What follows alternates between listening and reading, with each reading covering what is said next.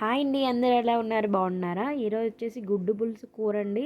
చాలా బాగుంటుంది. అన్నం చపాతీలోకి ఎలాంటి మసాలాలు యూస్ చేయకుండా ఓన్లీ నార్మల్ ఉప్పు కారం పసుపు ఇలా యాడ్ చేసి చింతపండు గుజ్జేసిన కర్రీ అండి. దీనికోసం ముందుగా మనం గుడ్లు ఉడకబెట్టుకొని ఈ విధంగా చాకుతో కొంచెం ఘాట్లు అనేది పెట్టుకోవాలి. ఇలా పెట్టడం వల్ల ఏంటంటే కొంచెం బాగా ఉడుకుతుంది, గుడ్డు అనేది టేస్ట్ వస్తుంది. ఆయిల్లోనే కొంచెం పసుపు ఉప్పు వేసి ఈ గుడ్లు వేసి కొంచెం ఫ్రై చేయండి అందులోనే. ఇలా ఫ్రై చేయడం వల్ల చాలా బాగుంటుంది. మా ఊర్లో అయితే అందరు ఇలానే చేస్తారు. కర్రీ అనేది బాగా ఫ్రై చేస్తారు. మా స్కూల్లో కూడా ఇలానే వండేది ఆయమ్మ. బాగా ఫ్రై చేసి గుడ్డు మంచిగా ఇలా ఫ్రై చేయడం వల్ల ఎంత మంచి టేస్ట్ వస్తుందో. మీరైతే ఒకసారి ట్రై చేయండి, చాలా బాగుంటుంది. బాగా ఫ్రై చేయాలి ఇవి. ఇలా ఉప్పు పసుపు కారం కూడా వేసుకోండి మీరు. నేనైతే ఇక్కడ కారం అనేది యాడ్ చేయలేదండి, ఓన్లీ పసుపు ఉప్పు ఒకటే యాడ్ చేశాను.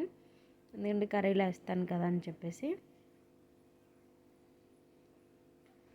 ఈ విధంగా ఫ్రై చేసుకోవాలి. చూడండి, మీకు చూపిస్తాను నేను. ఇదిగోండి, ఈ వీడియో క్లిప్లో చూపించినట్టుగా మీరు ఫ్రై చేసుకోండి.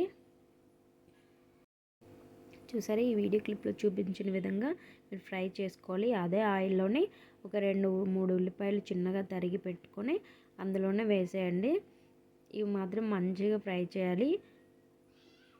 నేనైతే ఒక 3 ఉల్లిపాయలు తీసుకున్నానండి చిన్నగా తరిగి.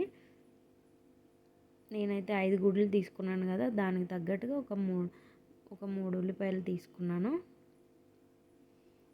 సో ఇవి బాగా ఫ్రై చేయాలి.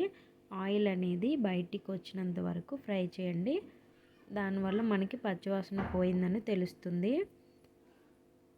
ఒక లైట్ గోల్డెన్ కలర్ వచ్చేస్తే చాలు. చూసారా, మనకి ఆనియన్స్ అనేవి బాగా ఫ్రై అయిపోయాయి.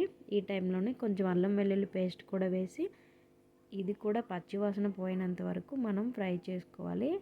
కొంచెం అడుగు అంటినట్టు అనిపిస్తుంది. అప్పుడు మనకి అర్థమవుతుంది అన్నమాట ఇది ఫ్రై అయింది అని.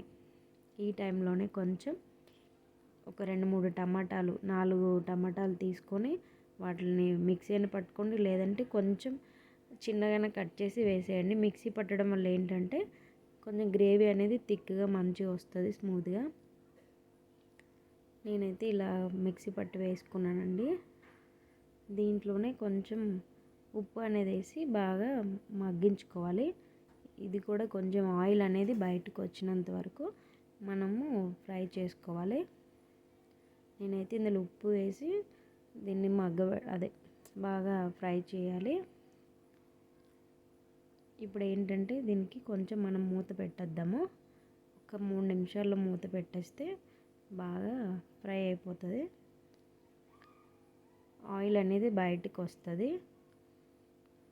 అలా వస్తే సరిపోతుంది మనకి. చూసారా, ఇంకొంచెం అయితే ఫ్రై అవ్వాలి. ఇంకొంచెం ఫ్రై అయితే సరిపోతుందండి.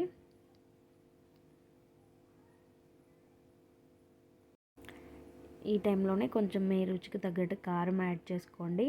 అలానే పసుపు కూడా యాడ్ చేసుకోండి. తర్వాత ధనియాల పౌడర్ యాడ్ చేసుకోండి. చాలా టేస్టీగా ఉంటుంది ధనియాల పౌడర్ యాడ్ చేసుకోవడం వల్ల. మీ దగ్గర జీలకర్ర పొడి ఉంటే అది కూడా యాడ్ చేసుకోండి, చాలా బాగుంటుంది. అలానే కొంచెం గరం మసాలా కూడా యాడ్ చేసుకున్నాను నేను. ఇది వేయడం వల్ల ఏంటంటే మంచి ఫ్లేవర్ వస్తుంది, మసాలా ఫ్లేవర్ వస్తుంది మనకి. కూర ఇంకా బాగుంటుంది. ఇవన్నీ మంచిగా కలుపుకోవాలండి. మసాలా అంతా బాగా పట్టేంత వరకు ఒక 1 మినిట్ బాగా కలుపుకోవాలి. 1 మినిట్ కలిపిన తర్వాత అప్పుడు మనం చింతపండు రసం అనేది యాడ్ చేసుకోండి. మీకు ఎంత గ్రేవీ కావాలో దాన్ని బట్టి మీరు చింతపండు రసం అనేది యాడ్ చేసుకోండి. నేనైతే తిక్కగా కావాలని కొంచెం యాడ్ చేసుకున్నానండి. మీకు ఎంత కావాలంటే అంత వాటర్ యాడ్ చేసుకోండి. ఇప్పుడు మనం మూత పెట్టేద్దాము. ఒక 3 నిమిషాలు 2-3 నిమిషాలు ఉంచితే చాలు. బాగా మనకి స్మెల్ అనేది వస్తుంది. కొత్తలాడుతుంది చూడండి. ఈ టైంలోనే మనం బాగా కలిపి అయిపోయింది ఆల్మోస్ట్. ఇప్పుడు ఇందులోనే మనం వేయించి పెట్టుకున్నాం కదా, ఆ గుడ్లు అనేది యాడ్ చేసుకున్నాము.